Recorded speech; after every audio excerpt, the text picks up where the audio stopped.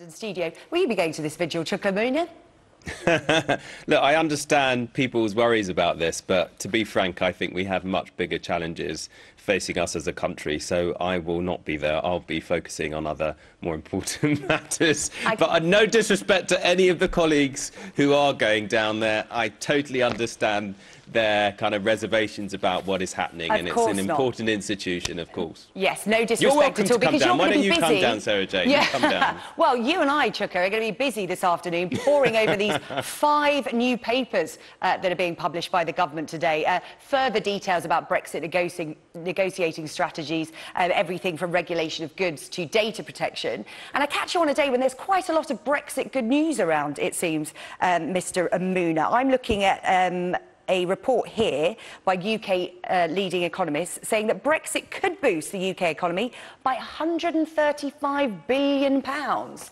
Well, that, of course, is a report by a group of economists, the main one, a professor who was a strong supporter of us leaving the European Union. That report has been widely discredited. I mean, just to put it in context for your viewers, what it is proposing is that the UK unilaterally removes all tariffs and duties on imports into this country without other countries reciprocating and removing tariffs and duties that apply to British goods being sold abroad. I mean, that would be a recipe for economic suicide, and it has been roundly condemned and discredited by other economists over the last 48 hours. But the big issues here, Sarah Jane, as we look at these position papers, one is the competence of the government to actually carry out this Brexit process. So far, we've seen sheer incompetence. Let's not forget, we're over a year on from the referendum. We're 5 months on from Article 50, which started this whole Brexit process. We're 5 months on from that being triggered. And only now, many months later, has the government come forward with its negotiating positions.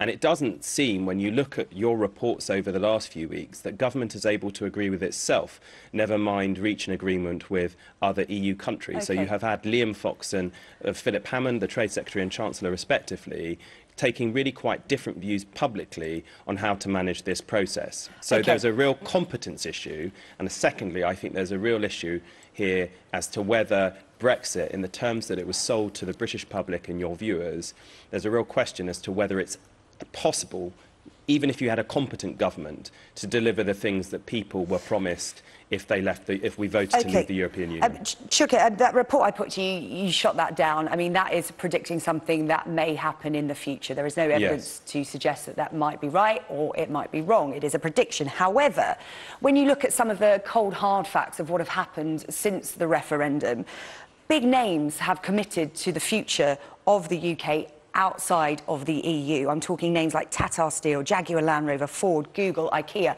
a whole host of names. And last month, the Department for International Trade said Britain attracted record numbers of foreign direct investment projects within the last year, creating or safeguarding 100,000 jobs. These are things that have happened since the referendum, and it creates a positive outlook for life outside the EU. You can't argue with those figures.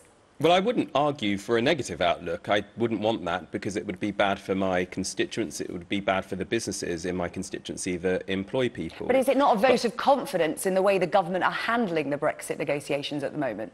I don't think so, and let's not forget that we haven't actually left the European Union yet. And you cited a list of positive data there. But you can also look at the fact that wages have fallen by 0.5% over the last few months. Employment's at a record high. Employment is at a record high, and there are a lot of vacancies in the economy, and that's a good thing.